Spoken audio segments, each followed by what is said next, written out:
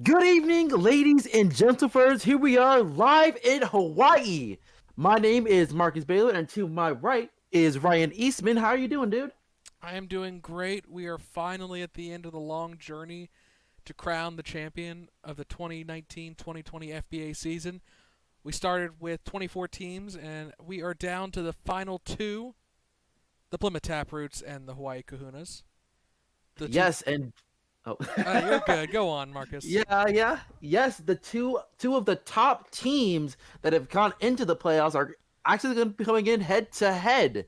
It's going to be a really exciting matchup. We get to see the Plymouth Taproots, who haven't won a title in 30 years. The last time they won, I believe, is 89-90 That's that season, yeah, that's correct. This where is the 30th year.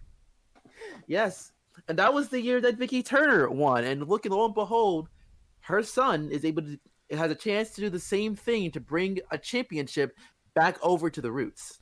Yeah. Meanwhile, looking at the Kahunas, I know you don't always consider the old teams relevant in this discussion, but the Kahunas, a franchise, they moved to Hawaii in 2013, but going back to 61, have not won a ring. Yeah, yeah. As a new franchise, they haven't really won a ring yet, even though they have done with a couple of changes, actually, if I recall correctly. Um, but yeah, it's been a while for both of these franchises to win one, and they have a chance to finally bring one home here. Now, I think the very interesting thing about this is like the stories that they have, especially when it comes to the front court. As we already know, the Hawaii Kahunas, this is their second straight time going into this series with Scooty Barrett and Zach Tate leading the way. I Meanwhile, gotta cut you off for a second there because I gotta make up for a boo boo I just said. In fact, the Tuscan Demons, the original team, did manage to win a few rings before they moved to Galveston, but the last time they did appear and win a ring was in '86. okay. All right. Well, I mean, we all make our mistakes. It's good that like someone told you in the ear, like, hey, this is actually the stat. Don't get yelled But at. yeah, but yeah, going back is like we see that the Hawaii Kahunas are still leading the fray with Scooty Barrick and Zach Tate. This is the second time going to the final, so hopefully they'll be able to right some wrongs since they haven't made it since they weren't able to get the job done last year. But of course, they are dealing with a tall task with dealing with the burner Turner and Jake, and of course with his running mate in Michael River, because they've been doing pretty well together. Yeah, both teams definitely, when you look at them, I think of their uh, front court, the battle in the paint. Both of them definitely rely on their power forward center combo. Obviously, with Trevor Cruz and JCK, they have that ability to shoot from long range, but it's not like some of these teams we see, like with Montana or Dakota, who get a lot of their points from beyond the arc. This is a team that really relies on that old school down in the post, rough and tough bang up for the bucket. And honestly, both teams are looking at maybe this being the last realistic year with this main crew. Both teams have three of their starters going into free agency this offseason. Yeah, and of course, speaking of that, I know with dealing with Trevor Cruz, I think a lot of speculation of what he could be doing after this year. Maybe a lot of it could change if they are able to win that chip. As you already know, Trevor has had to deal with some issues with some fans in Plymouth, and it could have be one of those things where he can prove everybody wrong that he can handle being on the court with everybody else on this team. But it'll be interesting to see what happens with between that. But that's later on. This is now, and I'm pretty excited to see how these guys are able to handle the pressure, especially with a lot of young players on Plymouth, with Trevor Cruz and Michael River and Tahiri. I think a lot of these guys, this is their very first um, title opportunity. Yeah, it is. They made a deep run last year. Obviously, lost to the eventual champions Bangor Tides in a very contested series. So they do have some experience. They got that their rookie year, and now this is their second opportunity to really make the push here for the ring. But I think, unless there's anything else you wanted to add, I think the players are getting ready to take the court now. Yeah, it looks like it.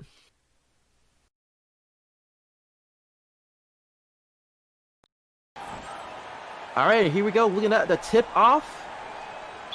A way to see this finals go underway. And here we are seeing the Taproots with the ball first. We get to see River heading over to Tahiri. And right now we get to see an easy, quick bucket. No good there. I'm trying to keep it nice and simple. Both teams acting very careful in this very slow pace. And we get to see a turnover real quick, but it'll still be a Kahuna's ball. Well, a double turnover. Yes, Vasselhout was stripped, but DeMarcus stepped on the as much as a snake can step on the line, slithered onto the line and got called for out of bounds after recovering the ball. Yeah, right now we get to see Julian, a very long time Kahuna player, going for two, and it gets tipped in by Scooney. Yeah, big whip pop just coming up and just tapping it in off the miss. Yeah, Scooney is very well known to be a very good player in the paint. One of the top power forwards in the game right now, as we get to see Tahiri trying to go for a quick mid-ranger, and he's able to get it done. So far, we get to see not a lot of good offense starting off in the first minute of this game. Right now, score is 2 apiece. And we're going to see a quick shootout to JCK, and he goes for a long two, no good. But here comes Zach Tate trying to get the shot, but it's no good either as Turner gets the rebound. All right, now we get to see Victor, the young bat, trying to see if he can go into the paint, but it gets blocked there, and Scooney gets that board back. Great defense there by Tate as Duro goes for 3. No good, though. But Barrett gets the cleanup. No. Kenny DeMaris has no choice but to foul Scooney. And we'll send him to the charity stripe for 2. And, I mean, that's kind of the advantage there. We're already seeing Barrett out-muscling River in the post. That's 2 offensive rebounds so far for the Otter. Yeah, and I got to say, that a really big thing is have to do with the experience. Like, Scooney is a very experienced player. River's going to have his hands full with this one as we get to see the first shot being made. That's why he's able to take the lead. 3-2. I mean, you're talking about Scooney Barrett, 7th-year player, 6-time All-Star. I mean, 7 if you count his rookie All-Star game. So, I mean, it's a lot to match up against. I mean, obviously Tate kind of on the other end is having the same sort of battle against Turner, arguably the best center in the league right now. Yeah, and we get to see Scoon scoring both of his free throws. So Hawaii is up 4-2. We get to see Tahiri pass it up to River. And I have to say, when it comes to Plymouth, even though they are technically the younger team out of the two, I'm sure they'll be able to use their that energy to try and see if they can bring this up a little bit more. But you get to see a quick foul there. I believe that was on the Kahunas.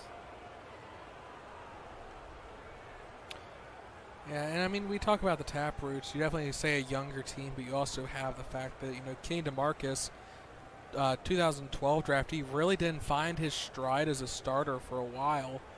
I mean, really, it was like his last 2 years in Seattle before coming to Plymouth that he found a full-time starting role.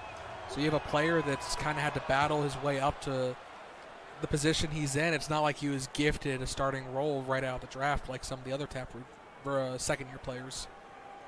Yeah, that's definitely a good piece. But I think that because of the fact that he worked his hardest to get to where he is right now, I think that his leadership can also really play a huge role in the backcourt as we get to see Plymouth tying it up 4-piece. So right now we get to see Yona trying to find his way into the paint, getting guarded pretty well, asking for the screen. He gets it. And Yona not being able to get the 2, but Tate slamming it home. And that's another thing as Tate has been a starter for all of his career, going all the way back into Alaska. It's really good that he's able to transition very well from one team to another. And right now we get to see Tahiri trying to find a way to get into the paint, but he goes over to Turner, and Turner gets fouled there by Tate. And that'll be his first personal of the game. Yeah, and the crowd's not happy as you hear them roaring out with boos. Not a lot of contact there, but looks like he bumped him in the chest on the way up, and that's enough to draw the foul. Yeah, and we already know that for when it comes to Turner, I cannot talk right now. He is very much a good player when it comes to driving into the paint, and he's kind of hard to contain because we already know that even though he is one of the biggest forwards on the court right now, he is very, very agile, and it can be hard to keep up with. Yeah, it's definitely going to rely on Tate maybe not having the same weight as Turner, but also he's a little bit denser in terms of being able to muscle his way in. And it's really going to just see how well he does at boxing him out. As we see JCK from the sideline, good for three. Yep, that's the first three-pointer of this game. Honestly, kind of the first, what I believe, the second field goal, really, because it's been really a battle of free throws. We get to see Kenny try to go for a free throw shot, but it's no good there. Well, you know how... Oh, wait. Oh! Good block there by Tahiri. And right now we get to see Kenny go for three, and he's not able to answer back as Tate gets the board. Before JCK almost made a great dunk, I was about to say one of the ways you can counter a great post team is to get them in foul trouble, and that looks like to be the strategy for both teams right now. Attack the paint as Tate cleans up the miss with a dunk. Yeah, right now it just seems to be a good reliant of cleanup duty for both of these teams. As we said, both teams are very well known for their paint play, and it's get another good shot there. I believe that was River with that shot. It was, and I mean, the one aspect of Turner's game that people kind of critique is his defense, as we see a nearly strip ball there. And part of that maybe had to do with him playing in Seattle. He got to rely on DQ to kind of help cover him there, and with his focus being on offense. But now that he is the center, he really hasn't necessarily stepped up to be one of the better defenders in the league. He's still kind of struggling there. Yeah, that's fair, but I think that when it comes to him, we know that one of his best firepower is being very offensive. As we get to see the clock running out, and it's a shot clock violation there. Don't really know what was going on for the Kahunas as they kind of stuttered a little bit. I think Vastenhout is too worried about losing the ball there. I mean, we talk about youth, and I mean, Vastenhout's on his fourth year in the league right now, and he's still trying to find himself as a player. He's really just a pass-first point guard still at the moment. He hasn't really developed as a shooter, which isn't a problem when you have a team with great scores around you, but also he can't generate the points he needs on his own, as we see Turner with the putback. Yeah, and I think that's one of the good things when you're a young player, having that veteran leadership and being able to be like, hey, it's okay. We're able to clean up some mistakes if we need to. We have to wait for people to step up, but we get to see Warren Doyle going for a long two. In and out, though, but Tate is once again going on cleaning duty. Oh, wow, it's a battle of offensive rebounds. Might see some adjustments with this timeout here. It seems like they're really not crashing the boards on defense. They're not blocking out. The offense is getting the advantage, which is so unusual to see down low in the post. I mean, Turner has the height advantage, and he's still losing out to Tate. And it's because Tate's not standing down at the post. He's crashing the boards from mid-range, and Turner's having to keep up with him. Yeah, that is one thing that we have to pay attention to for really on both teams, because it seems like both sides are having trouble trying to box everybody out. But at the same time, we're dealing with behemoths in the paint, so it kind of be hard to contain. We get to see Tahiri being able to go down into the paint and get a score quick two, as they're only down by 13-12. So even with this very slow-paced defensive affair, we're only seeing a 1-point differential.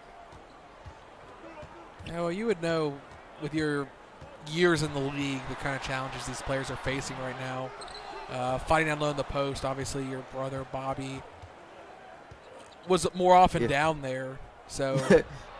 Yeah, it could be a really tough one. We're going to see Kenny slither his way into the paint, going for a quick lay-in as Plymouth gets their gets the lead now. I believe it's their first lead, actually. It is, but oh my lord, Tate takes it right back with that alley-oop. Yeah, right now I think Tate is pretty much taking over this quarter for a little bit. And right now we get to see Tahiri. But watch out, Has Turner! it over to Turner, and Turner slams it down. Okay, boys, this is not the dunk contest. We can we can put it in. And you know what's crazy is the fact that they don't even have to jump, really. Like, Not as you that saw, much. they literally just grabbed it and slammed it down. And right now we get to see a tough shot there, but Tate is once again cleaning it up. And see, that time he actually used the fact that Turner had to go and help on defense. No one could box out Tate at that point. The next highest player is River, and he's got about 7 inches on him. Yeah, and gets the Kenny go for a long two. It's no good, but Turner's able to get cleaned up once again. Okay, could we just sit the other 4 players down for each team and let Turner and Tate go at it for a little while? Yeah, right now it seems like Tate and Turner are really playing the janitors for their respective teams. As we get to see Warren Doyle try laying up, but he tried to get his own tip in. No good, though, as Turner gets the board. And right now we see River slamming it down. And here we see the Plymouth extending their lead up to 3. 2017 as Kahunas go for their first timeout. See, and you saw there, all the defenders were so focused on Turner that River was just able to slip and slide his way past them without even really a challenge. And that's kind of the impact you have when you have these players that just go off, and they constantly require so much attention and focus that the rest of the team kind of gets lost in the blind side. Yeah, right now we get to see a lot of the benches come in. And right now we get to see a quick lay-in for the Kahunas as they're only down by 1, 20 to 19. But the Plymouth Tappers will keep Turner on the floor. They don't want to cool him off at all. They want to milk this run for as much as they can. And yeah, we get to see Yacinas going for a quick 2-pointer. No good, but Turner once again doing what he does best. And now he's being matched up against a player that not as much experience. Watu. Yeah, and it seems to me that... Sorry. Yeah. Yeah, right now it seems like the Hawaii Kahunas could probably have to adjust what they have to do since they know that Turner is going to be still on the floor. And they have to do something with that final shot. No good, but Turner once again with the board. It seems like that he's getting ready to take over here as he's just finding his way to mosey on down into the paint. Easy shot. Really no contest there. Yeah, and again, now he's so fast that he just left his man behind.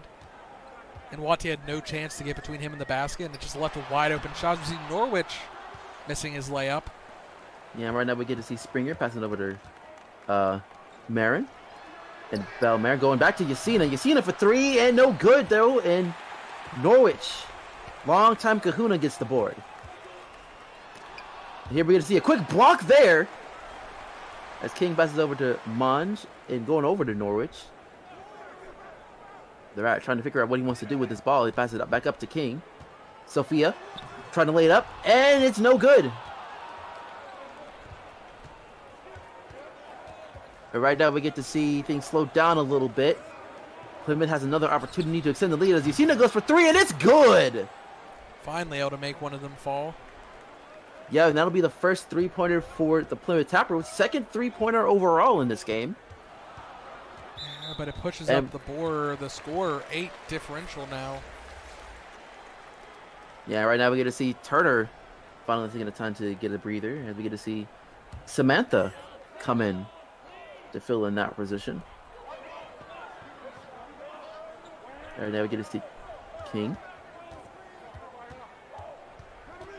taking their time, trying to get something going. And we get to see Blanc going for a fadeaway jumper, and it's good. Blanc, one of the players who has had a lot of experience in this field, actually was on the I believe he was on the championship team from last year in the Tides. I might be wrong on that though. Sorry, who As we you get to saying? see Blockmange. I No, might be wrong on he that. left. He was a longtime veteran that got shipped off to the Whips in 2017. Right. Yeah. Yep, we able to see King going for a long two. No good, though, as Samantha gets the board. So hopefully we get to see both of these benches tenses as Yasina not be able to get it down this time. I think that would have been an easy shot for her because she was wide open.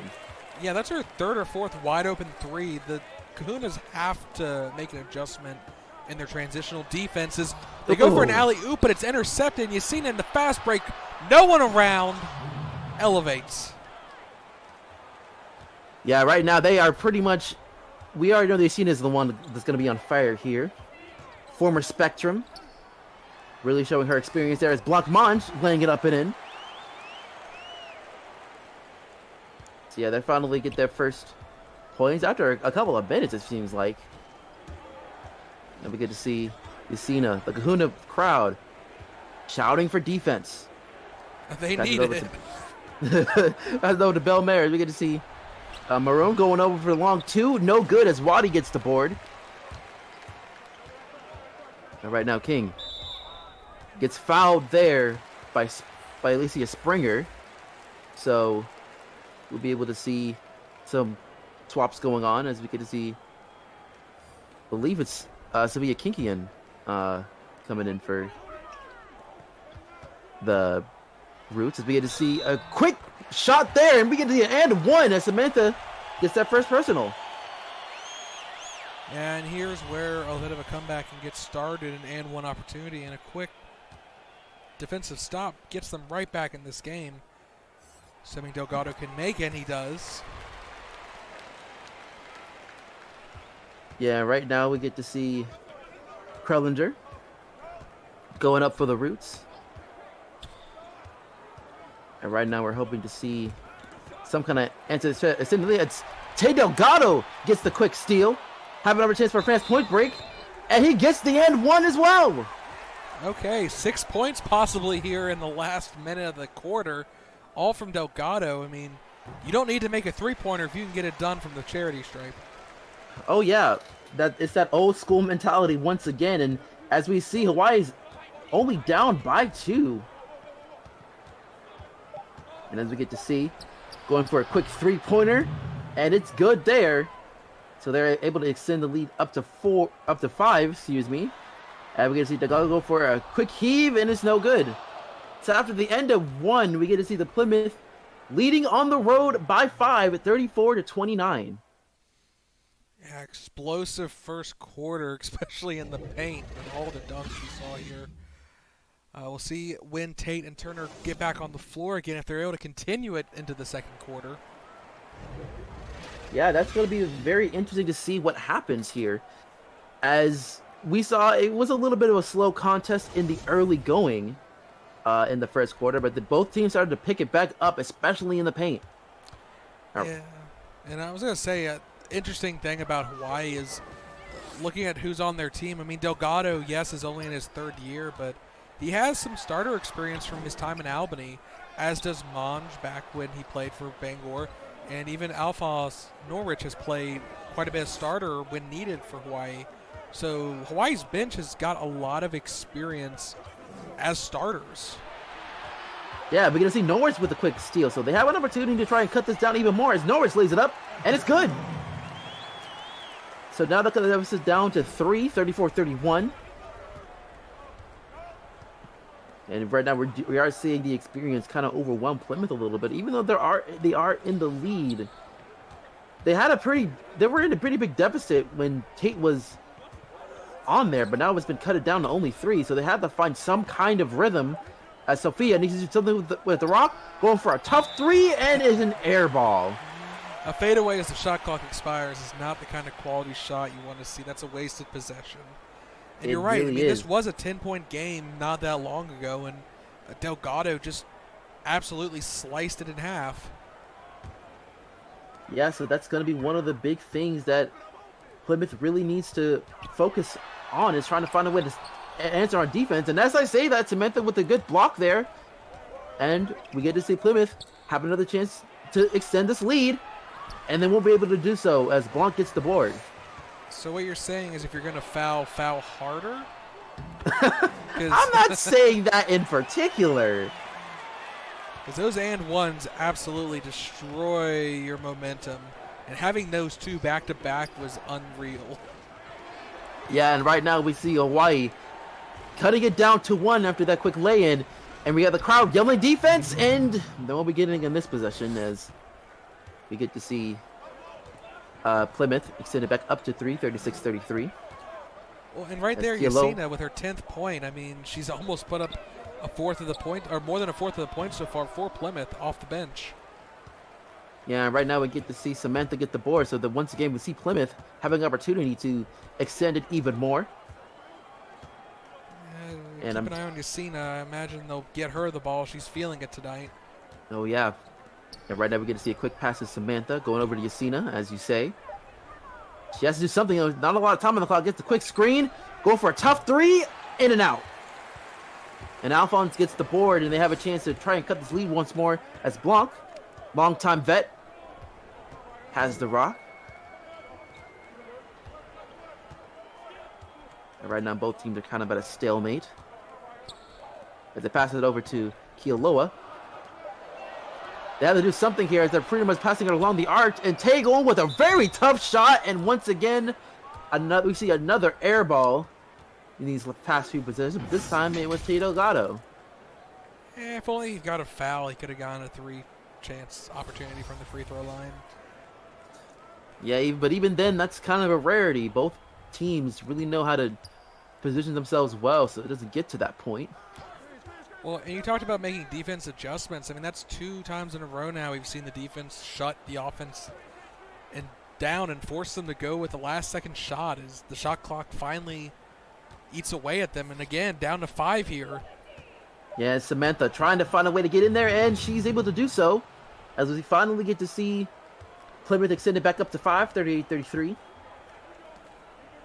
And right now we get to see Sunderman pass it up to Kealoha. Kealoha going to Doyle. Warren passing it up to Delgado once again. Delgado going up, and he gets blocked once again. Well, blocked from behind there, and we see 2-minute dry spell for the Kahunas as Samantha misses an easy hook shot. Yeah, that was not a good shot at all as we get to see Sunderman having a chance to clean it up. Not able to, though, as Sophia is able to get the board. Samantha slamming it down. Okay, making up for that mistake. She easily missed shot. And here we are, we're seeing the field goal percentage. The Tappers doing extremely well with 55% as they're up by 7. So once again, we see Plymouth starting to extend their lead a little bit more. Tay passes up to Doyle. Doyle goes for 3, but he gets blocked. But Delgado was able to pick it back up. Tay has to do something with it. Goes for a quick lay-in. No good, though. Yeah, at least it wasn't a 3-point heave. He actually drove to the basket there and increased his odds of making a shot. And we get to see another miss there by the Tappers. I believe that was Kurlinger. And right now we get to see Doyle go for 3. And it's in and out. So Hawaii continuing to struggle right now on offense. And we get to see another turnover here. With this, obviously will probably clean up the dry spell. And it does. And both teams already lining up for some substitutions at the next dead ball. Looks like we'll be seeing the starters taking the floor again with 7 minutes and some change left in this second quarter. Yeah, I can't really blame them because it seems like it's a little bit ugly right now for both sides. You can see Samantha trying to lay it up, but it's in. So they're back up by 7. I think it's a good thing if you're Hawaii is the fact that even though that you're kind of in a drive spell as well, Plymouth hasn't really been able to take advantage of it here. As we get to see a nice quick lay-in there from Tail Delgado. And we see him with 10 points now. Yeah, answering back Yasina's challenge. That teardrop there was beautiful. Very difficult to block, so that kind of reduces that risk as we see Matsunoro for 3. Finally. And yeah, and with that, they're now up by 8. We get to see a quick timeout there by Hawaii. So I imagine that they're going to be subbing in a lot of their starters in to try and clean up a little bit of the mess that the bench has caused. Yeah, I mean, to be fair to them, the bench also got them back within 4 off of Delgado. But as you said, it started to get really sloppy there, and the bench struggled to get anything going. Yeah, right now we get to see the starting lineup, the starting backcourt for Plymouth to come in as we get to see a major changes all around for Hawaii as they get their full starting 5 back onto the fray.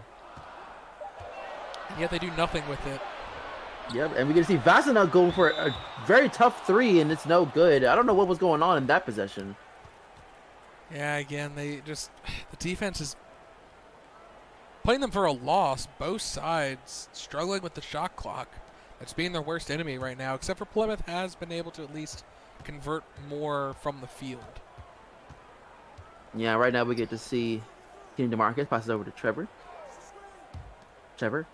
And over to Samantha. Getting double teamed right now. And we get to see Tahiri with the rock. It's a quick screen. Not be able to do much with it. So far, I got to pass it over to Samantha. Samantha going to lay it up. And it's no good. But Samantha gets her own cleanup. And as we see, the Taproots in the last 5 minutes have been a 13-4 run. And now they're back up in double digits. Hawaii has to find an answer here. And we get to see a tough layup, but they're able to draw the foul there. And that's one way. Try and get her in foul trouble. I mean, and even though I see Turner about to come in and replace her. Yeah, and that seems to be the case as we get to see Samantha Do get subbed out. And now we get to see the full starting lineup for all teams. You're ready to play as we get to end the second half.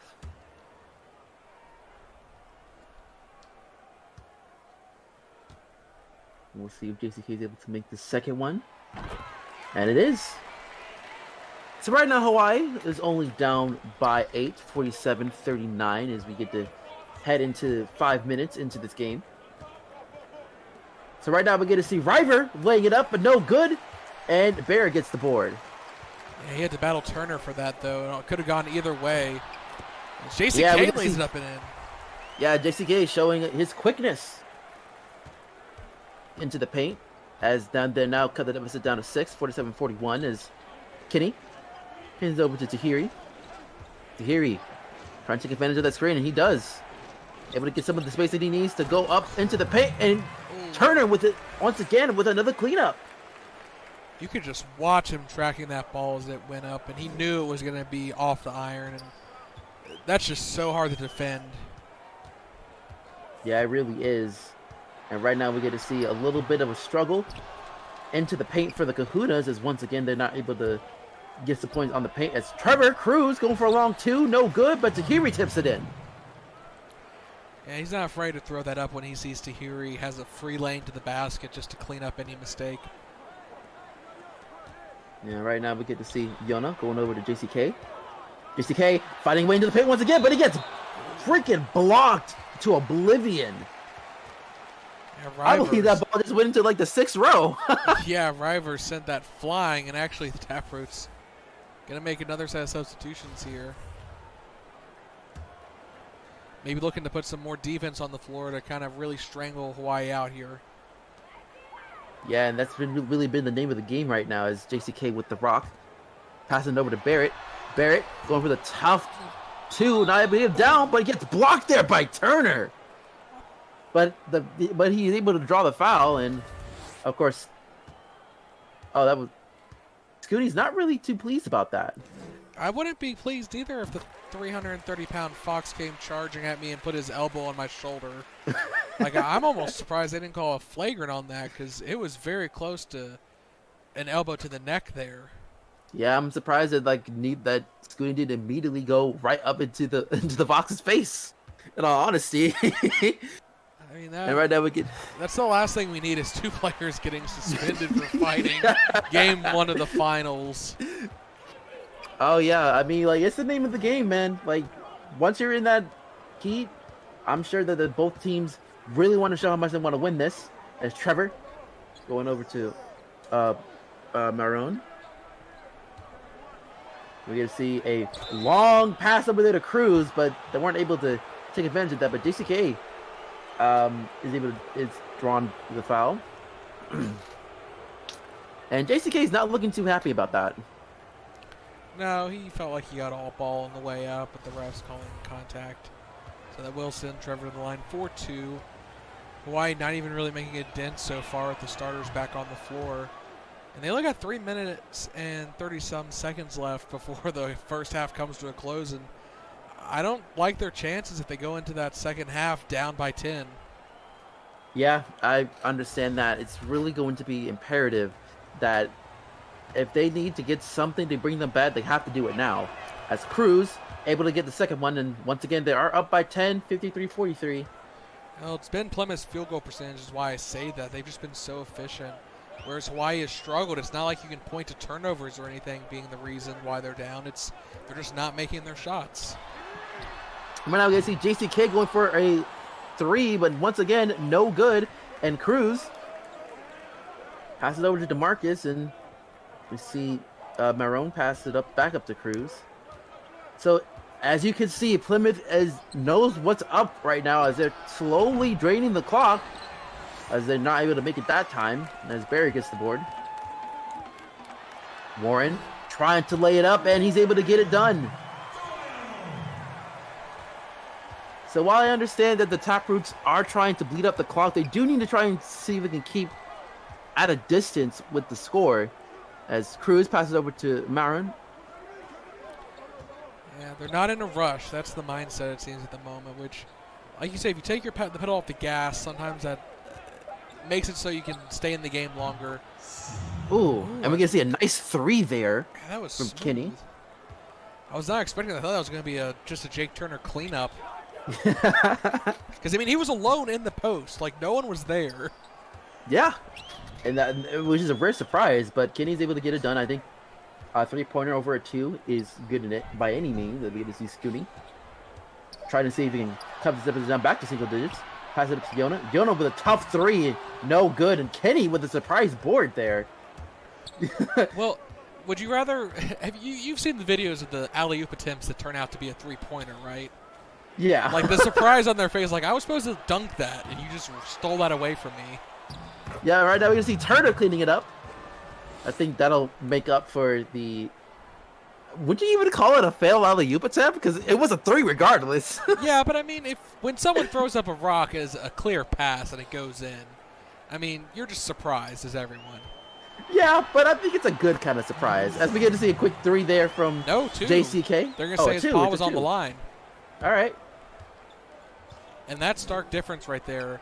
Above 50% for Plymouth, below 40% for Hawaii. Yeah, so Hawaii's got to find a way to pick it back up. And I think it's really because they need to find a way to clean up on the paints there. And Barrett is able to lay it up and in. So they are trying their hardest to find a way to get this game closer to at least within 5. I was going to say 5 is my magic number when I'm saying I think the coach can go in and say, look, we're only down by 2 possessions. That's an easily overcomable difference right now. But if you're down by 10, down by 12, and a missed alley-oop, Jake fumbles the pass there. Yeah, once again, we're going to see an opportunity for Vasilevs to plug it in, but it gets blocked there, and Tate cleans it up. Tate was not playing these games. Well, Turner did everything right there. Good block. Just he can't jump that fast. He was barely landing by the time Tate was jumping to get the rebound. Yeah, right now we get to see the crowd yelling defense. Another defensive stuff would be huge for Hawaii. As there's not a lot of time left on the clock. And we're getting to see a turnover there. Barrett trying to speed his way through. They only got less than 10 seconds. And we're going to see a layup. An alley-oop attempt for Tate, and it's successful. And once again, they're now down by 5. Really good offensive effort from Hawaii. Cruz trying to put an emphasis with a 3 just to close out the half, but no good. And we hit the magic number we were talking about as we take a look at both team stats. Doyle struggling, and he's one of the reasons why Hawaii finds himself down right now. 1 for 7 with 2 points total.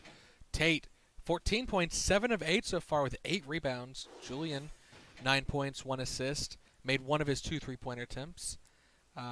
none of those three having any real foul trouble. Scooney getting it done from the free throw line. 2 of 3 from the field puts him at 8 points, 9 rebounds, 3 assists, and a steal.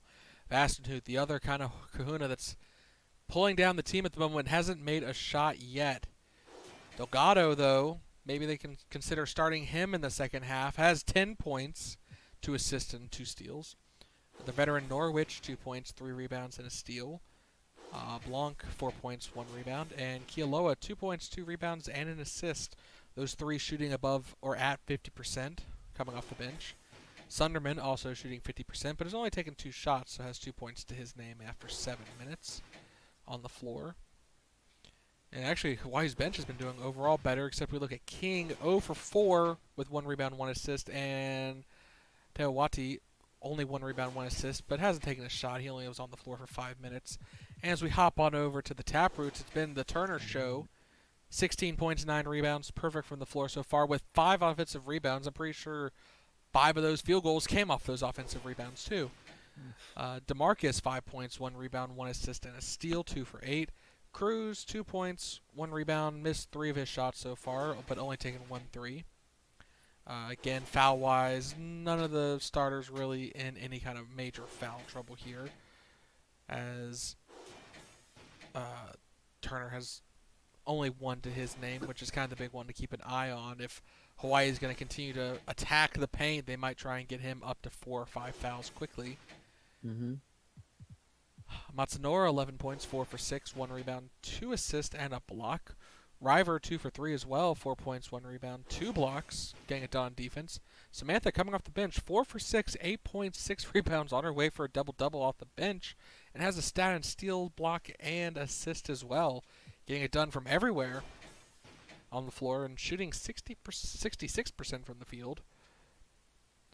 And she is the only one who could argue maybe has a little foul to be concerned about too, but going into the final quarter she has 4 to give. Final half she has 4 to give. Belmare only has a rebound. Moron, 2 points and a turnover. Springer, 2 rebounds and an assist, didn't take a shot that quarter, or half period in her 8 minutes. Celis, 10 points, a block, 4 for 9, 2 3-pointers. Sophia, 1 rebound, 2 assists, missed her 1 3-point attempt. And Grillinger, 2 rebounds and an assist. 2 turnovers, though, given only 7 minutes on the court. And his 1 missed shot was a 3-pointer as well. So, it really is. Hawaii has 2 players that have kind of been pulling them down right now. And Plymouth has Turner. Yeah. I think that when it comes down to between the 2 teams, they need to look for some people that really kind of step up, especially for Hawaii, because there really isn't, like, outside of Tate and Schoon, as you said, and a little bit of a couple of others. And Delgado. We just need to see more of a we need to see more strength from the bench, because as we've said, they are a very experienced bench. So they need to find a way to get them to pick up the pace a little bit. Well, you said step up. Maybe some need to step down. Is, like I said, between Doyle and Baston, who I think they're like 1 of 14 between them. And that's a lot of wasted possessions. Yeah, and really, it seems like both backcourts seem to struggle. We get to see a reach-in foul by Michael River as we started things off in this second half. And right now we get to see Warren trying to look for a Fur as he passes it up to Tate. Tate trying to find a way to get into the paint, but not able to get it as he passes it up to GCK. GCK going over to Barrett and pass it up to Tate. Tate tries to lay it up, but it gets swatted by Jake Turner. I think Jake Turner's a little bit done with Tate, pretty much. Like, this battle has been very ferocious between the 2. Well, I'm sure Turner had to look at the stat line and see how many points Tate has put up on him. Yeah, right now we're going to see a tough 3 there is no good. And we're going to see the Taproots cleaning up the drought very quickly. We're going to see a quick slam. Yeah, this year's dunk contest entrant Cruz laying it up and in. Back up to 7. Yeah, right Another now we get block. to see another quick block for Turner. So Turner again gets another foul, and I believe that's his third foul of the game. Second foul. Okay. Yeah, like, again, he has 4 more to give, so there's plenty of time. He doesn't really need to be worried right now about playing passively, especially with how well he's played on offense. If he gets to 4 by the end of this quarter, I would be a little concerned. But yeah, it's just trying to be very mindful. Right now, get to see River trying to go up into the paint, really getting a tough defense as we get to see Tate with the board. Right now, Barrett laying it up and in, just inside the paint. Get a quick jump shot as they're now only down by 3. So Plymouth has to really be careful and try not to let this get away from them. And I get to see Tahiri going over for a long 2, and it rattles home. that is just such an impossible screen to get around. I mean, Turner throwing up a screen is just a nightmare. Yeah, it's very tough to get around all that fox. And right now we get to see Doyle laying it up and in. Congrats, Doyle. That's your now 25th percentile of field goal percentage. Let's see if we can get that up to the 40s before the end of the game. Yeah, I think we're going to be asking him to take quite a few shots. And right ready to see Kenny try to go for a shot but gets blocked. And right now we get to see JCK trying to find his way to fight in the paint, but he gets blocked there, I believe, as Plymouth was able to get the position back and try to see if they can send this lead once again, and Tahiri is able to do so. So they're once again back up by 5, 64-59. We're seeing that spark between the two of them again. They're starting to rack up the points on offense very quick here. As we see another good screen come out, this time from Tate. Again, some of these players just so difficult to get around, and these pop shooters are able to shine given that circumstance. Yeah, that's probably a good advantage. Probably get more in that field goal position to not have to rely on the paint so much, because it's so difficult to get those points. Well, as the defense starts to collapse inward, I mean, that's the problem is, okay, you're Scooney, you're going against River, and then suddenly out of the corner of your eye, Turner's collapsing in to double team you. And at that point, the game's over. You're going to have to pass it out of the paint and give it to someone else. In the same way on the other side, if you're River, suddenly you got Tate coming in to assist Scooney in defending you. So as they start to collapse inwards, we need to see that mid-range and three-point game kind of pick up to force the defense back out to the perimeter. Yeah, and I also have to pretty much add in is the fact that now that Scooney is on the bench for a little bit now, the Tappers have a little bit of an advantage of going into the paint, but they're not taking advantage of that right now, as we get to see a quick long miss on the root side as we get to see JCK trying to go into the screen. And he's not able to get it done, though, as Riber gets the board. All right, down to Tahiri. Throwing it up. And it's not really a good alley-oop attempt, but Turner's trying to clean it up, and he's able to do so. I mean, I'm going to give the hustle there for the Tappers. The fact that he dove out of bounds to save that ball and it didn't turn into a bucket. As long as he doesn't get injured doing that, I'm all okay with it.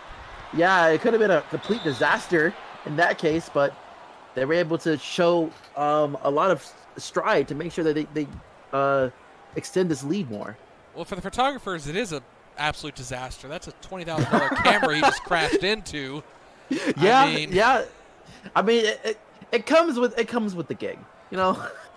I mean, this isn't like hockey; they don't have the boards up to. Right, but I mean, when you're a part of the media, I think a couple of people have done this already. You're kind of expected to see some sweaty fur sliding down into your lap. Well, I mean, just as long as you don't have the camera up to your snout when they make contact, you'll be fine. Yeah. It's all about positioning. Or you better get the shot if you do get hit.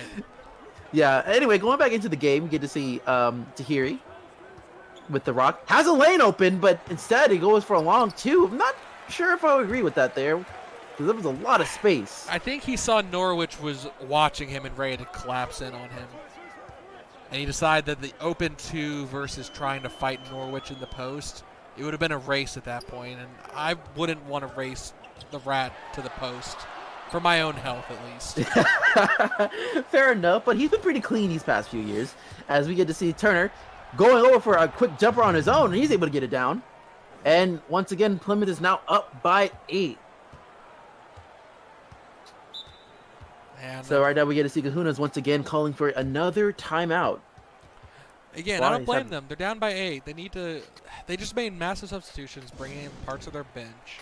And if they're not on the same page, they can't afford to let Plymouth get up by 15, 20 points. I mean, we've seen them claw back from double-digit leads twice now.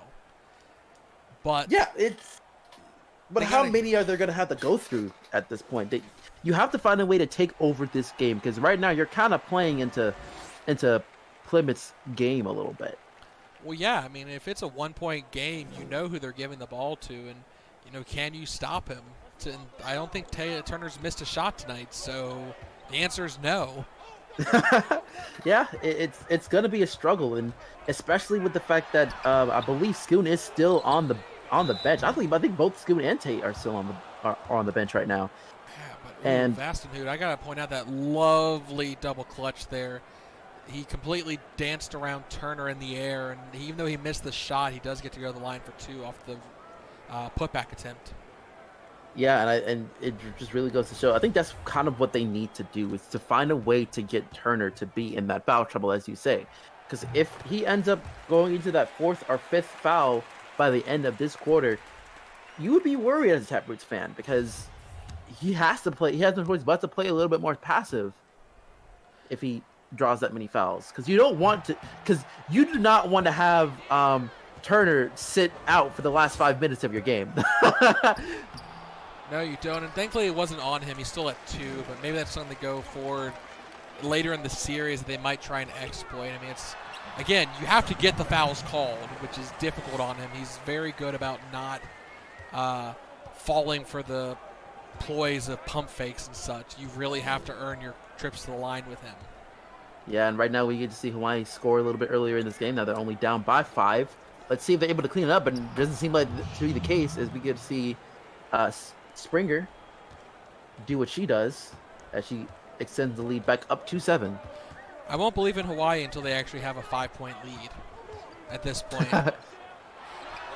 Yeah, I feel you on there, and they're able to answer back here. Yeah, well, Vastenhood finally kind of making up for his absolutely frigid first half. I think that's his 3rd bucket this quarter after going 0 for 7 to start the game. Yeah, I think right now, any time to wake up, a time is now, because they have to find a way to get it back up. And once again, they have another opportunity to shorten this lead. And now we're going to see Doyle try to lay it up, and it's good. I can't fault him because it worked, but there was no passing there. There's no setup, and we've kind of seen their setups fall apart with the shot clock, and maybe that's their answer to it, is to do isolation plays. But I just hate to see that kind of play. Doyle's not that kind of player that you can give the ball to and expect him to get a bucket 50% of the time. Right. But even then, I think any kind of bucket is a good bucket at the moment. As we get to see Norwich slamming it down. Great pass. And right now, they are only down by 3. So if they get a stop here, they have a chance to tie this back up to 74 apiece. But of course, they have to stop somebody. And Yasina's back on the court. But she almost gets it stolen. Turner slams it down and gets fouled and draws a foul in the process on Sunderman. Ooh. Sunderman, if you want to foul him, you got to hug him hard and take him down with you. I'm sorry, buddy, but you are not going to stop him with that piddly little contact there. Yeah, right now we get to see the old school 3-point opportunity for Turner. Let's see if he's able to get it done, and he does. I mean, he practically weighs twice as much as the Ocelot. Yeah, that is true. So now Plymouth, once again, back up to 6. Pretty manageable lead to cut down for Hawaii as they pass it over to Tay. Well, Tay. they haven't been really great with the three-pointer. I mean, JCK definitely can. Ooh, Monch. I don't know how he got such an open lane to the basket there. Yeah, be able to lay it in, and I know it has been a little bit of a struggle to see if they can find any answers in the backcourt, because really the backcourt in general has not looked very good for either side. As we get to see Monge get the board. Well, something to keep in mind. Right now, Turner's the one on the floor for Plymouth, but what is that going to say about his fatigue as this game goes on? Because Hawaii's trusted this situation to the bench, and they're letting Tate rest up. He'll be ready to go for the possibly rest of the game, and it finally looks like they will bench Turner here. Yeah, and honestly, I think that it's a wise thing, because you don't want him to be too fatigued. And it seems right now that even with him on the court, but Hawaii still is able to cut the deficit down to 1. So lo and behold, once again they have an opportunity to take a lead, and it's been a while since they've led this game. Should I close my eyes? I think by the time I open them, they might be back to a 10-point deficit with how this game is going. We'll have to wait and see, but they have to get a stop here in order to have an opportunity to do so. And right now, the clock is being drained very well, but it doesn't really matter that much, as Plymouth once again is able to get the score.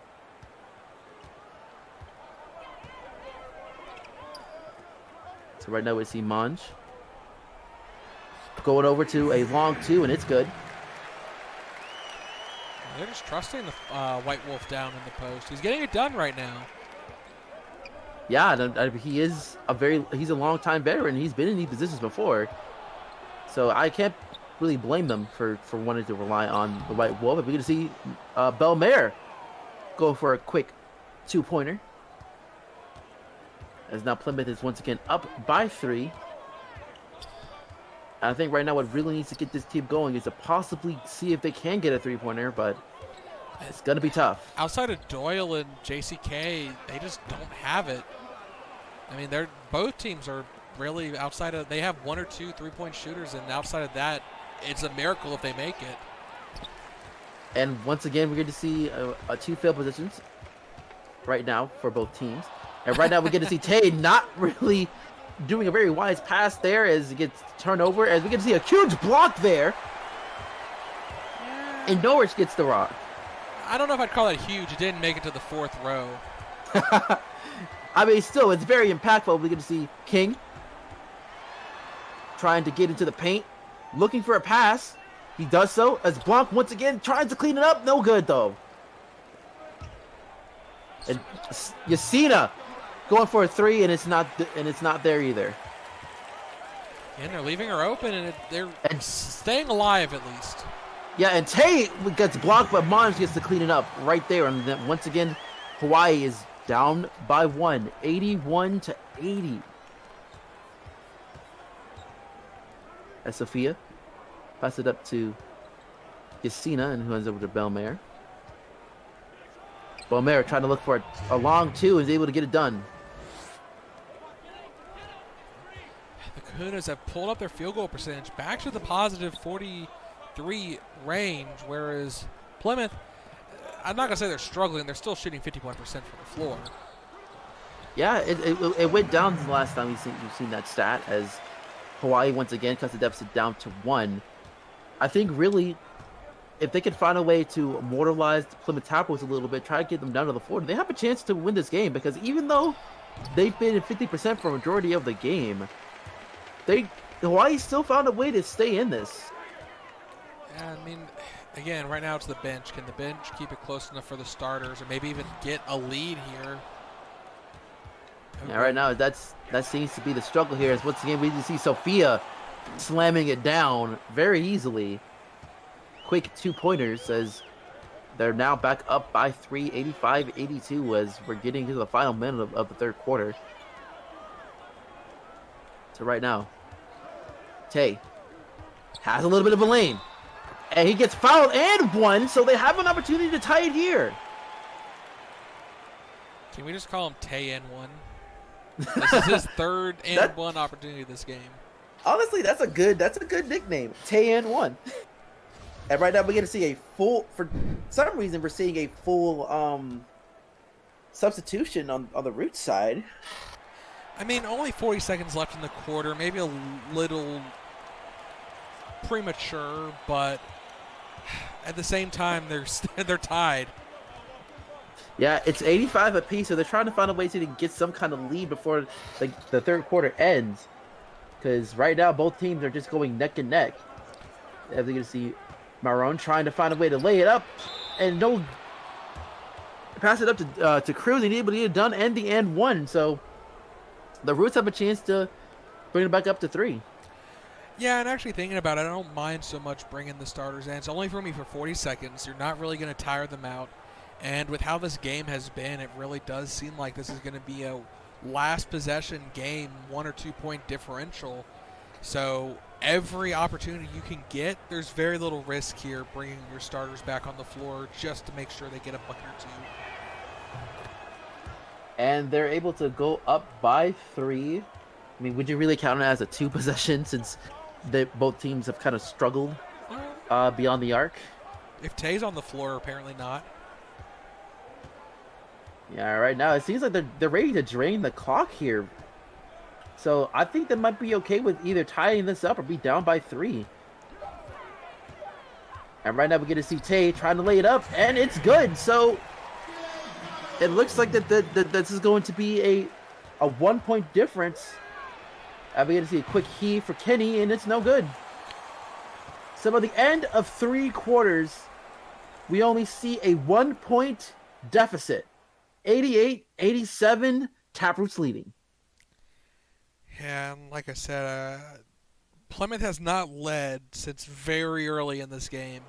They've tied it just recently, but that is, again, until I see a 5 point lead for Hawaii with maybe a minute left to go, I just don't feel it tonight. They are definitely, they have the momentum right now.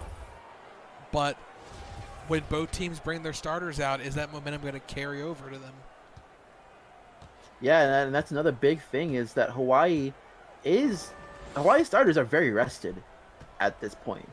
As we do get to see a lot of the starters coming in for Hawaii, as Samantha slams it down, extends the lead once again back up to 3. So if they're able to get their starters slowly coming back in, I would say that Hawaii is the more rested team starter-wise. As Delgado goes over to Waddy. Waddy laying it up. No good. But Barrett tries to clean it up. No good as well, but Samantha draws the foul. So Scooney will be able to go up for 2 more to cut the deficit back down to 1. Yeah, and it looks like they have Tate ready to come in as well. We'll see if they decide to bring anyone else in. I wouldn't be surprised if Plymouth maybe tries to bring in Turner to answer that. But at the same time, Turner had a lot of minutes already to this game. He spent a lot of time on the floor with going against Hawaii's bench as Scooney misses the first. And yeah, we do get to see a couple of substitutions in there. But I think that even with that, I think it might be good to just keep Tate in, because even with him off the bench, they still have able to keep somewhat of a lead going. As we get to see Kenny. It's a quick, nice screen. As Kenny has a lane, and it's good. Able to even get passed by Tate there as he tried to stop the possession, but to no avail. So Plymouth, once again, is up by 4, 92-88. Kenny's very slippery, and the slippery snake steals the ball, too. Possibly right going to extend this. Yeah, and Samantha's able to go ahead and get the quick score. So those fast-paced possessions are really playing a little bit of a key here late in this game. I'm going to see Blanc trying to see if he could find some magic again as he passes it up to Tate. And right now, you would really want Tate to be into the paint. He's not much of a long-range shooter, as we get to see JCK desperately trying to find something as Monge tries to lay it up, but he gets a shot clock violation. Not a good possession at all for Hawaii, as they couldn't really find anything on offense. Yeah, and I think that's a direct result of the fact that they just had a turnover that turned into a bucket. They were trying to be a little too cautious with their passes, and that slowed down the pace of play to the point that they just did not have time to get a bucket off with the play they drew up. Yeah, right now we get to see Tahiri with the rock, trying to get into the paint. Very guarded well with all the whites. And we get to see Cruz. Pass it over to River. River hands it over to Tahiri. Tahiri for the long three. No good, though. So right now, Barrett pass it over to Vassenhood. Hands it up to JCK. So they need to find a way to get some kind of answer here on offense because they don't want to have this deficit be any more bigger than it is right now, especially with less than 10 minutes of the game. And they're able to do so here. Great screen usage there again, getting the wide open look. Vassenhood struggled early in the game, but he's found his stroke here in the second half. Yeah, right now we get to see Kenny pass it up to River, going over to Tahiri. And right now we tried to see a couple of steal attempts, and we had to see a long two, no good. Barrett with the board. That was a good switch off. Tate committed to defense, and Barrett switched off to go box out Samantha, and it worked out in the end. Samantha would have had an easy putback had Scooney not arrived in time. Yeah, right now we're going to see a quick long two there from Warren Doyle, and it's good. And now they have a chance to tie this back up once again. Are they able to finally take over in this game? Because we haven't really seen a lead, as you said, until much early on in the first quarter, really, in this game. And right now we're going to see a failed dunk there from Kenny DeMarcus. I appreciate the effort from the Snake, but, you know, you kind of have to have feet for that, bud. Well, I mean, technically he doesn't jump if he just slithers the whole way up. Fair enough. And Barrett with the putback. That's a tie game here. I would not be surprised. I see Turner ready to come in if Plymouth call a timeout, but looks like they will go with this possession. Yeah, right now we saw the crowd standing up in standing ovation. Cruz trying to shut everything down. No good. Take with the board. Hawaii has a chance to take the lead. 94 all, ladies and gentlemen. And we see Barrett get fouled hard by Kenny. Okay, both of them are okay. That's very concerning. I mean, because they collided. They were both moving towards each other there. It wasn't like one of them ran into the other. That was a full-on blow that you see in the UFFL. Yeah, that was very scary for both players. It's good that they're both immediately got up after. Both of them saying that, yeah, they're good, they're good. So that's 500 pounds of fur and snake colliding on the court. That's not something you want to see. And now, with Hawaii taking the lead for the first time in maybe 30 minutes, Turner comes back on the floor. Yeah, and I think that might be a good thing for Plymouth. Because if there's anyone who can pretty much just shut everything down, it is Turner. And actually, the Roots are planning to take a timeout. It's very interesting. I think they want to talk it over. I mean, and maybe they want to make sure Kenny's all right, actually. Because, again, that was a big collision. I wouldn't be surprised if he's maybe a little dazed after that. But, again, 8 minutes left to go. They find themselves, for the first time in a long time, down and having to make a smart play and get back in this game. Yeah, and I was going to say, I was going to wonder if they're going to take him out for a little bit, but it seems like he's going to be good to go to continue playing in this fourth quarter, which, in all honesty, is not too much of a surprise considering that it is the finals. The first game is, I would say, is probably the toughest game because this is the first time getting into this kind of setting. It can be pretty scary as Cruz is able to get the turnover and pass it up to Turner. Great hustle, diving for the ball after the steal, and missed opportunity as it goes back the other way. And right now we're going to see Doyle trying to find a way to get into the mid-range, but it's no good there as Turner gets the board. Cruz trying to get a mid-ranger on his own, but it's no good. See, and that's that right there. Both Doyle and Vasson, who really came back strong in the second half. I chided both of them for being 1-14 combined, and now they've actually put up respectable numbers between the two of them. Yeah, right now we get to see Doyle getting guarded pretty well and pass up to Tate. Tate trying to lay it up, and it's no good, but he's able to draw the foul on Tahiri. So they have a chance to extend the lead just by a little bit. It all depends on if Tate is able to make the first these two free throws. Yeah, again, not the worst player to foul. I mean, Tate and Scooney, they're not terrible with their free throw percentage, but again, if you're going to foul anyone, foul the center. They almost never are the greatest shooters on the team. Right. They're pretty much known to just rely on getting into the paint, as we see Tate miss the second one. So they're only up by 3. So Kenny can easily tie this up, as we get to see here we go for 3 instead, and it's good. So now we get to see everything tied up once again, and the crowd is silent.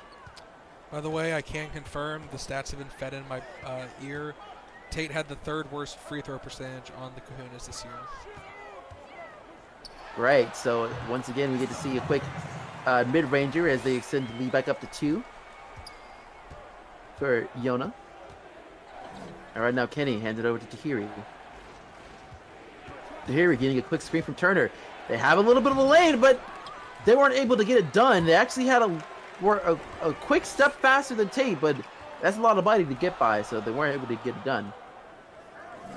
The double teaming and the jump ball Cruz. Oh, buddy, I don't know if this is going to be your game here. Oh, yeah, I think that once he realized the whistle was blown, I saw the fear in his eyes. And right now we get to see the easy tip in going to Hawaii. Not surprised there, as JCK going for a tough 3, and it's an air ball right into the paws of River. Right now we see Kenny pass it over to Tahiri. Tahiri once again for 3, and it is good. And Plymouth once again takes the lead up by 1. First team to break the century mark. It's 100-99. As we're getting to 5 minutes and some change left in the game. And Hawaii is able to take the lead back. We might see a couple of lead changes here as we get into the final stretch. As Tahiri is trying to find something. Slowly getting into the paint. Has an opening, but gets blocked. And right now, Doyle is just strutting his strut right now. As they were able to deny that, as Tahiri tries to pass it up. Looking for Turner, probably. Well, they haven't really used him to score a bucket yet since he's come on the floor. Except now! As soon as you say that, we get a quick alley-oop there for Turner. Was that a granny pass to an alley-oop? I swear that was a granny pass to an alley-oop. Oh, either way, it still ends with ferocity. As right now, the Kahunas need to find something, as JCK has been struggling a little bit. Has to do something with the rock. Pass it over to Tate, and Tate gets the quick alley-oop, but it's no good, but Barrett cleans it up. God, he is just so hungry for those boards. You saw him fly in from the sideline. I mean, Tate, you would have thought, had the opportunity for it, but Scooney said, get out of the way. I'm going to clean this up here. Yeah, I think he's ready to try and take this game over, because we've seen Scooney really do that throughout the entire season. He is one of the best power forwards in the game. As Kenny goes for 3, and it goes in and out, so Tate gets the board. And right now we're seeing Doyle see if they want to go for the fast break. Nope. And slams it up to Barrett, actually. So they get send the lead back up to 3. River needs to step up here. Obviously, Turner's going to have to stay focused on Tate and keep him contained. And right now we got to see Tahiri with the slam. Lord, someone needs to. Can we have both teams just stand in the paint and like put up their paws and pretend like they're playing defense? Yeah, because it seems like that this is once again another wide open opportunity. We can see a tough 3 there as Turner gets to clean it up. So you see Kenny trying to go for a mid-range jumper, and it's good. So this is why I didn't believe unless Hawaii has a 5-point lead. Look, already wiped away after 2 quick buckets. Yeah, and right now we get to see Tate trying to clean it up. So right now it's just been multiple lead changes as of right now. So both teams are not backing down. We just need to see a couple of strong defensive stops on either side that may end up deciding this game. And Yona has a reach-in foul, and he looks very upset about that. I mean, honestly, he was going against River. I don't blame him. He has probably better paws in terms of being able to reach in than River does with dribbling. But Yeah, right now we get to see Turner trying to lay it up and in, but he gets fouled there by Scooney. And that's actually his first personal the entire game. So Well, this shows again, how the much focus has been on Turner and Tate in the post for most of the game. So yeah, right now we get to see Jake going in for the first one, and it's good. So now they're able to tie it up with 107 apiece, with less than 3 minutes left in this game. Okay, Marcus, game's tied. 3 minutes left. Who do you have winning this? Honestly, considering how the situation is going, I think it's probably going to be the Taproots, as you said. They've kind of been in control for most of this game, and sure, the Kahunas have been able to try and go for tail. It just seems to me that the Tappers are a little bit more composed. As soon as I see that, Barrett gets on the line for possibly 2. Yeah, I mean, if the Kahunas are going to win, I feel like it's going to be they got lucky with the last second. You know, they kept it close and they got that last opportunity and made it work. I don't feel like the team we've seen tonight can put up a major lead. We haven't seen a major lead come out except in the first few minutes of the game, and it got wiped away very quickly. Yeah, and it hasn't really been changed since, as we get to see Tahiri, who's really been the main fur to be playing for the Roots in the fourth quarter. And once again, not good that time, but Tate gets the board. It's someone who to look out for is Tahiri, as Doyle's trying to lay it up, and it's no good. Yeah, it's a little late for the fouls to start coming in on Turner, but that's his third. Yeah, right now we get to see Doyle going for the first one as they're now up by 2. So like I said, we still got plenty of time on the clock. So if they're able to get a couple of stops on Plymouth's end, they could have a chance to extend this to make it sure that it's not reachable for Plymouth. And they are able to bring it up to 3, but it's once again, these next 2 possessions are very important for Hawaii. They can't take their foot off the gas after this possession. They can't afford to run the clock down. They need to get again. They need a 5-7 point lead at this point to feel even some level of security. And right now we get to see Kenny not able to make that 3 as Tate cleans it up. So now they have an opportunity to extend it even more so. And right now they have Yona laying it up and in. Okay, there we go. That's what we want to see. Great battle for the boards. That could have gone either way against Turner and Tate. And Vastitude in transition. Oh. And that was a very costly shooting foul, because you really did. I can understand that with Scooney, he doesn't have a lot of fouls right now in this game. But this late free throws are becoming even more and more important. And are they actually subbing out Scooney? I think they're subbing him out to put in Wati, which is the other 7'5" player, or so maybe Monge even. That's an interesting case, because I understand that you have a lead, but it's only by 3 points. That may have been. I was gonna say they may have been put. We'll see if they put him back in. They might have been done just in case he missed the free throw to have a better rebounder in. Because I could see that if he had missed that free throw and got the board back, that could have been a 3-point play. So let's see if they put Scooney back on the floor. No, they're actually going to have Norwich in, which, again, a defensive player, so it kind of makes some sense. They want someone with a physical body on the floor. But even then, I'm not even sure about this. Is Norwich able to extend the lead up to 5? We'll see how this goes, though. I could be wrong. And right now, we get to see a little bit of a swap here for the second half percentage is completely different compared to the first. As right now, the Tappers are doing very, very well. And right now, we get to see Plymouth try to lay it up, and it's no good. Doyle. Passes go for 3, and it's good. Okay, there we go. Now I feel comfortable saying Hawaii's going to win this. And as the crowd is on their feet, they feel it too. Yeah. So right now, they're finally able to get that one stretch that they need. And what a time to get it, as we get a quick block there from Tate. And right now, it seems like that this game is going to be going to the Kahunas, especially if they take it to a double-digit lead. And they are wisely running down this clock. to make sure that Plymouth doesn't have a chance. Yeah, and it was dangerously close for so much of this game that, and of course now the buckets, the fadeaway long two from Tate, they can't miss right now.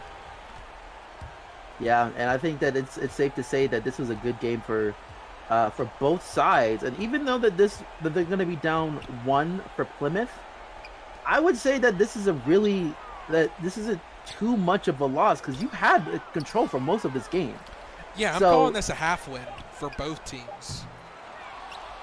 yeah, it's at the end of the day as we get to see a lot of misses here for Plymouth as they're trying to find a way to get into this bucket. Turner is just it's not going down, and we finally get to see a three.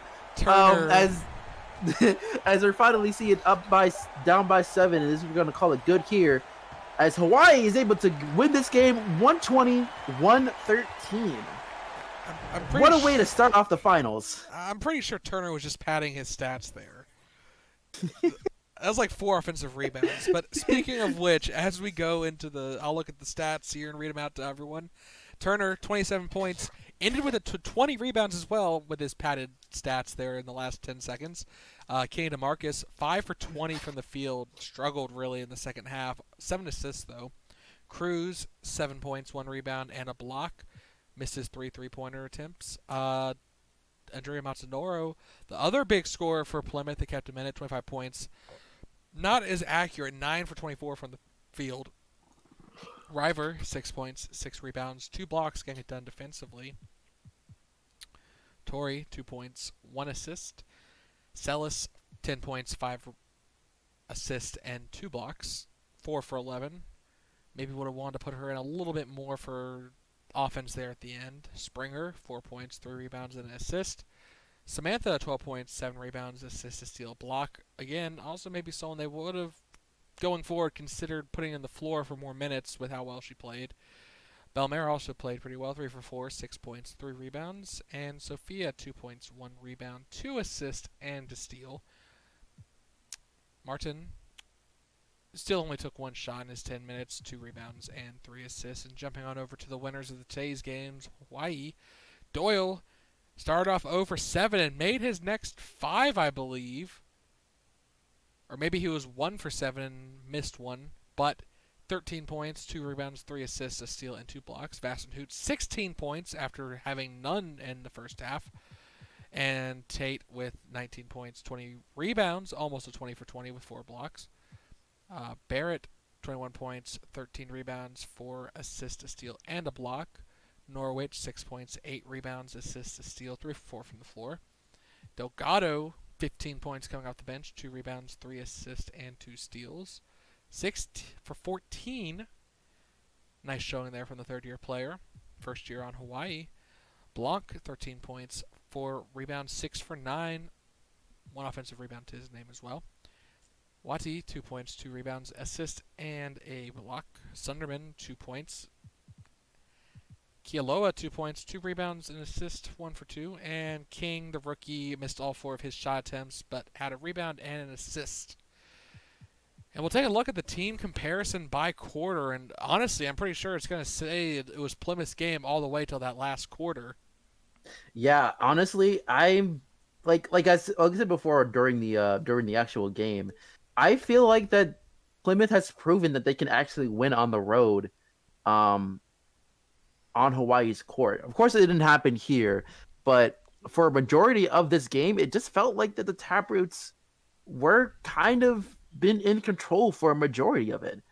And so, of course, Hawaii, a W was a W. You can take this with stride. Being able to take that first game is really, really huge, both for momentum and confidence. Because if you lose game 1 on the road, it really kind of derails you as in the playoffs, because you're just like, dang, now we have completely lost that home court advantage very quickly.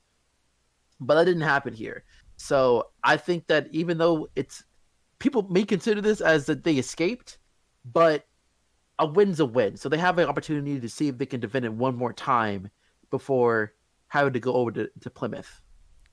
Yeah, and I mean, as I said, I kind of consider this a half win for Plymouth. they won 75% of this game. Like, they know that had they not collapsed in that fourth quarter, the game would have been theirs. So all they have to do is put it together. Because honestly, Hawaii did not play bad. They had a little bit of a struggle in the first quarter, and after that, they were able to kind of put it back together. And that's really what got them the win, was the fact that they were able to fight through and stay close. We saw multiple times they get to a double-digit lead, but it never got higher than 10 or 12 points. They always managed to get it back to within five or six. Keep it close, and then they'd have a small run, and then they'd let Plymouth build up another lead, and they get back in, and they never lost heart. And that's going to be the big thing for this series: is when these teams do end up down, do they end up in the back of their minds giving up and losing the series? Yeah, I think that at the end of the day, it's one of those things is where you cannot, where you're down but you're not out. You got to have that mentality in these games, especially when you get down to deficits like that. And Hawaii did do a very good job on that. But I think that when that happens on at home, it could be a little bit scary if you are a Hawaii Kahuna team.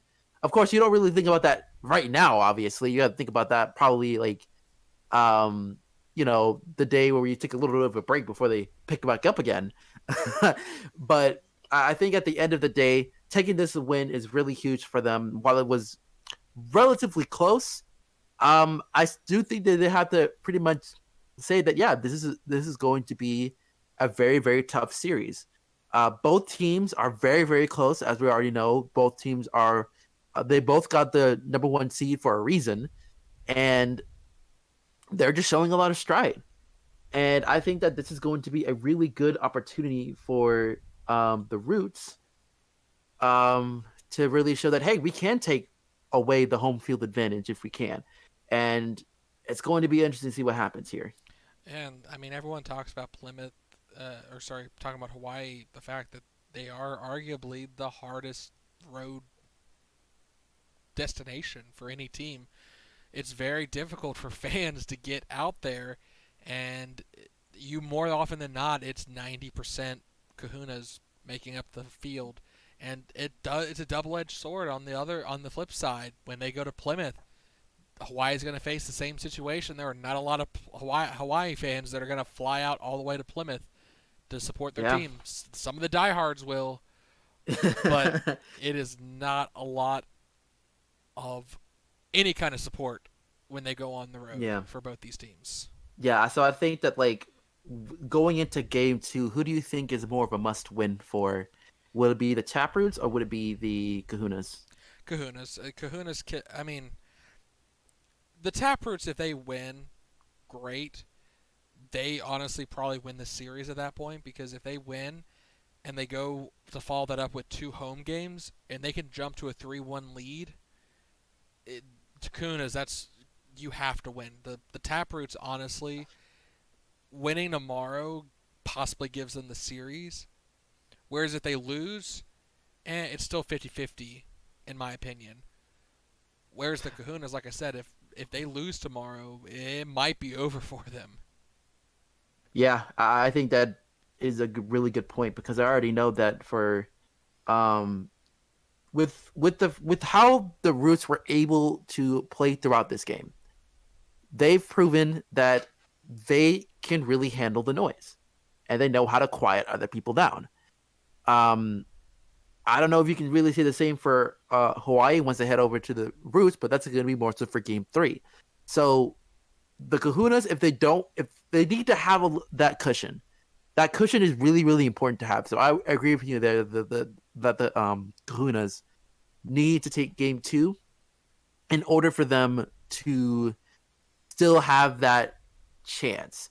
And if they're able to win it handily, like be in control of the entire game, then I might have a different like thoughts about that, about how this series might play out.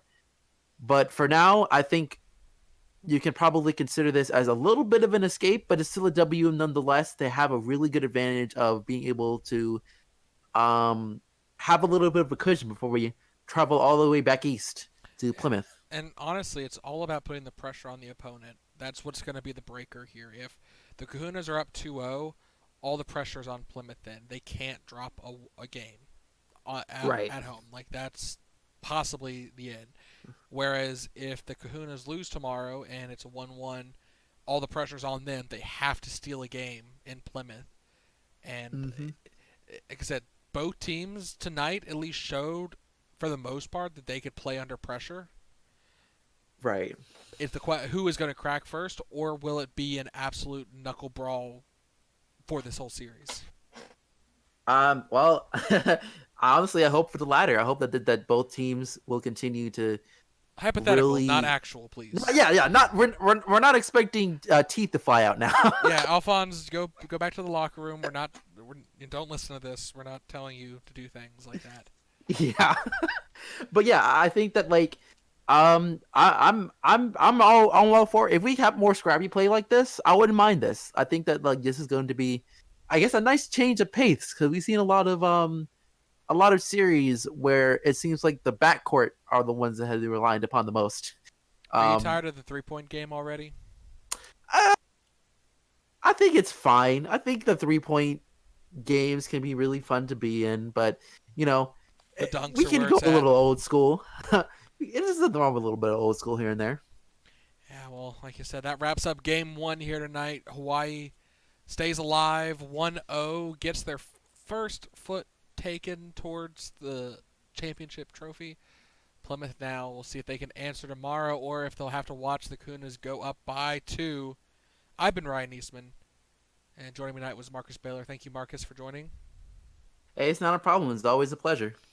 And thank you all for tuning in, and we will be back with game 2. Have a good night.